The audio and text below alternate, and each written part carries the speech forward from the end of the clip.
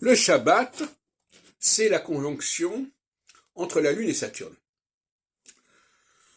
D'abord parce que le mot Shabbat, c'est le mot qui est employé dans le Sefer Yetzira pour désigner Saturne, Shabtai, et d'autre part parce que le Shabbat, c'est un phénomène hebdomadaire, et que la Lune est la base du phénomène hebdomadaire, puisque quand on découpe en 4 le cycle lunaire, on arrive à des périodes de 7 jours, qui ont donné les 7 jours de la semaine, etc.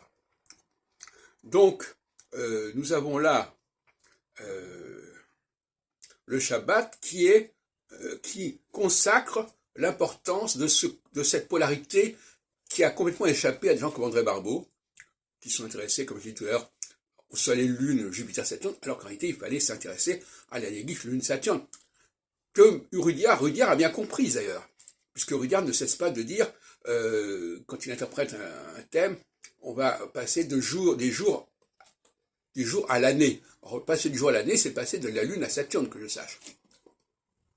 Donc là, nous avons là une astrologie saturno-lunaire, basée sur les 7 jours, et basée sur les 7 ans, et basée sur les 28 ans, etc., qui est la véritable astrologie, qui devrait l'emporter prochainement, notamment de ce que j'ai appelé tout à l'heure le printemps astrologique, c'est-à-dire où on va remettre en question des structures complètement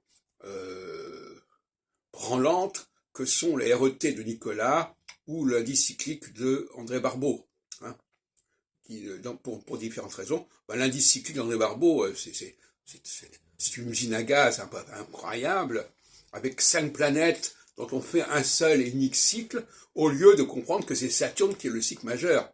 Hein. Alors, au lieu de dire que c'est Saturne, mais parce qu'il faut absolument que toutes les planètes soient utilisées, soient mobilisées, hein. C'est un postulat que d'ailleurs les conditionnalistes également posent, n'est-ce pas? Le système solaire, dans sa totalité, doit être le socle de l'astrologie scientifique, d'après eux.